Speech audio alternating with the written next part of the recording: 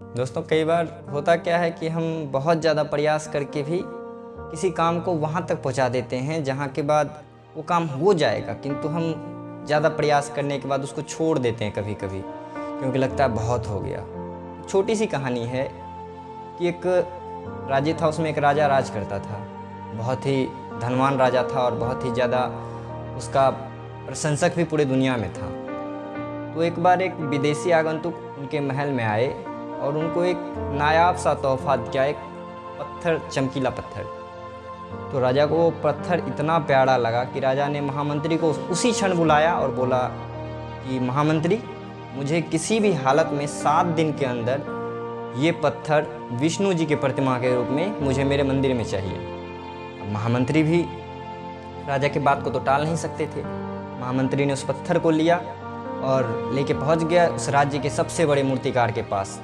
मूर्तिकार के पास जाके बोला, मूर्तिकार, इस पत्थर का प्रतिमा मुझे चाहिए 7 दिन के अंदर, विष्णु जी की प्रतिमा, और इसके बदले में तुम्हें 500 सोने की मुद्राएं दी जाएगी। 500 सोने की मुद्रा का बात सुन के कोई भी हिल जाता है। तो वो मूर्तिकार भी बहुत ज़्यादा प्रसन्न हो गए। तो उन्होंने बात को स्वीकार किया और उस पत्थर पे दिन रात काम करना शुरू किया।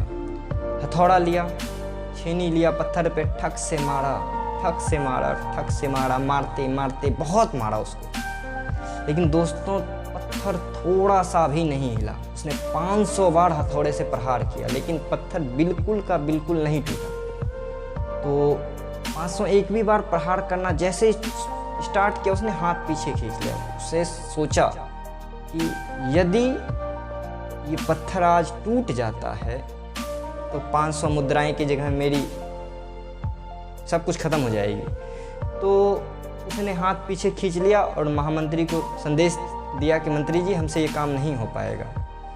तो महामंत्री बहुत ही परेशान हुए। 3 दिन तो पहले ही ख़त्म हो चुका था उस बड़े मूर्तिकार के पास। फिर से परेशान, भागा दौड़ा गांव का एक छोटा सा मूर्तिकार था, उनके पास आया।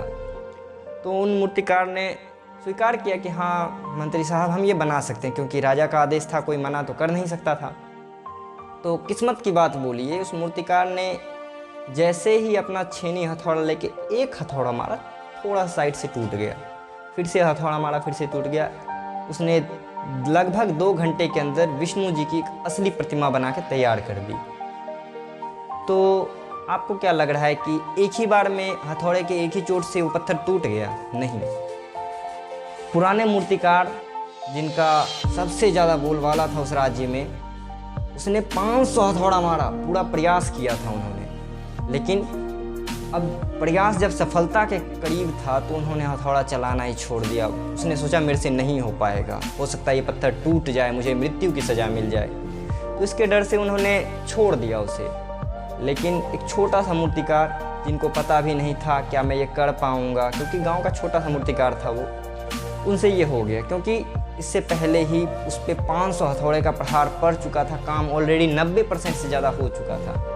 तो दोस्तों, कहानी बहुत ही छोटी लेकिन सीख बहुत बड़ा।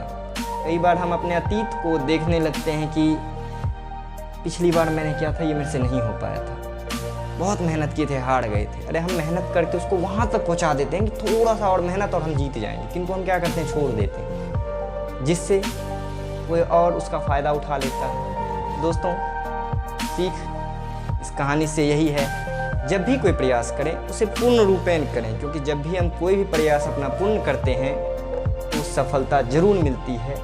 धन्यवाद। फिर से मिलेंगे एक अच्छे और बहुत अच्छे कहानी के साथ। तब तक के लिए बाय बाय।